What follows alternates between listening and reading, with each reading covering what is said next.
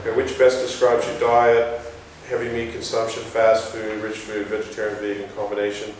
Again, with fast foods, heavy meat consumption is often going to mean a lot of congestion in the large intestine. Fast food's often going to make their body weak. They can't handle much and it can produce. I've seen people who are on heavy fast food diets where they have almost like a film of fat over their skin. I massaged this one guy, it was like that. It was like processed fat coming out of his skin. It was quite disgusting. But anyway, it's just, again, well, I find that they can't handle much pressure often, and their body's not very strong because it hasn't had a lot of good nutrients. And again, toxicity kind of can be there with certain types of diets as well. Do you do regular exercise? Yes or no? People who exercise a lot, even if they're on a bad diet, they can counteract some of these things. So sometimes you get some athletic people and they're not leading the healthiest lifestyle. You know, they may be drinking a bit and doing this. But because they're so athletic, their blood moves through their body a lot and it cleans out a lot of their toxins naturally. Okay? So that's one thing that you will see. It's easier to work on people who are athletic and exercise a lot. Okay? If you get somebody who's a sedentary person on a bad lifestyle, that's where you're really looking at, this person's not going to have, you got to be careful. They're the kind of people that there's a lot going to be stirred up for them. They've probably got a lot of emotional stuff with all this kind of thing. You know, it's a harder job, basically. The easiest people to work on are people who exercise regularly, who don't smoke, who do some yoga, who, you know, basically do maybe a bit of meditation, who look after themselves. They don't have any toxins in their body, and they're more aware of themselves. They're simple to work on. They're really easy. The more you get where people are sedentary, who don't do anything with exercise, who are filling their body with toxins, then you've got a lot of side effects that can occur. Okay? A few guilty-looking faces around it. A little bit bad all of a sudden, you know? Everybody's feeling self-conscious. Sorry, guys. Yeah. Do you suffer from any of the following? Please circle. Fatigue, stress, rage, anxiety, phobias, depression, postnatal, it's supposed to be depression, I think there. Nervousness, anger, menopause, addiction, mood swings, insomnia, anorexia, PMT.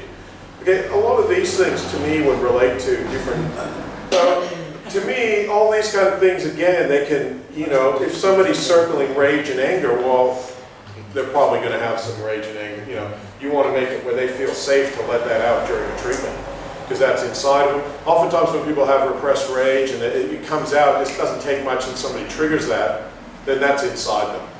You know, so during a treatment we can get that out, and so then they can go back and deal with their family or their loved ones and not yell at them. You know, so a lot of the time people have these things in there and it just doesn't take much to trigger. We've all met people like that. It doesn't take much to trigger them off when they're angry. That means it's stored in their body. It's not the situation that's brought up. The situation is just the straw that broke the camel's back. There's other people that cry at the moment's notice, nothing happens and they're crying. It's inside them already. It's not necessarily the situation. The situation is just a trigger for what's going on. So all these kind of things we can see. Usually they relate to belly tension. Okay, sometimes hips as well. And so it's, when I look at massage, we're going to do some basic stuff here as well, but when you get more advanced with this massage, I look at what, in our advanced course, one is the belly, what I call the belly-head connection. Okay, so much of what's going on in the mind relates to what's happening in the belly. I look at the belly like our subconscious and the head like our conscious. Okay? And then so much of what's going on in here affects what's going on up here. And a lot of this stuff relates to all what's happening down here. Because a lot of people, they just delegate massage to the low, I call it like the lower end of the natural therapies. You know, massage, a lot of people, they see, oh, I'm a naturopath, or I'm an osteopath, or I'm a chiropractor, and, you know, massage is a lowly art, you know. Yeah, I'm just a massage therapist. So I call it the pecking order, you know. And people don't respect the power of massage therapy. You know, for me, I'm a naturopath, right, but my major field is massage. I'm already up there with the pecking order, you know. I'm the big dude as a naturopath, you know. But I do the bottom, the work. I call it being a glorified sewage worker, actually. Being a massage therapist. Yeah. Because basically we're dealing with people's crap all the time. their bad energy, we're pulling all their bad energy out of their body, we're dealing with all their toxins and all their bad emotions and things like that. But there's a bit of a glorification to it, so it's a glorified speech worker. So yeah, it's, you know, you have to do it because you care for people, really, because there's not as much money in it as there is in other things like being a lawyer.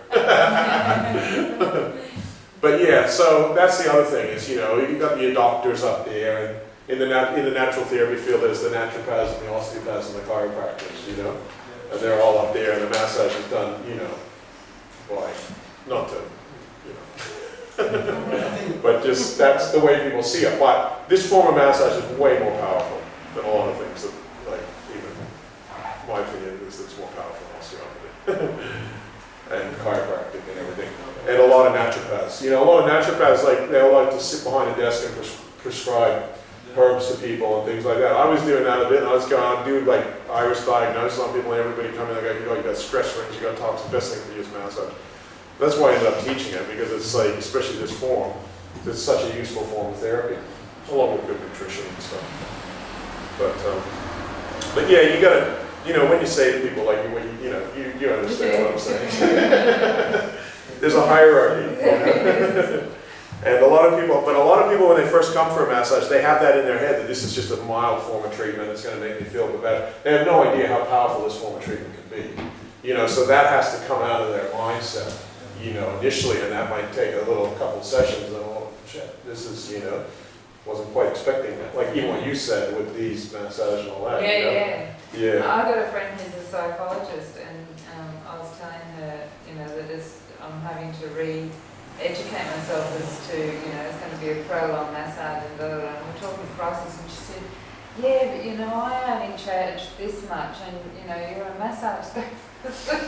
And you know, like, it's quite interesting, you know, because I can see that this is doing, I think on your website it actually says there's one testimonial where they've been to a psychologist hundreds of times and one massage did more. That's it. Yeah. That's what I mean. So some people get offended with psychologists or whatever. Yeah, so, you know, don't come at it with that concept that this is a lowly form of therapy.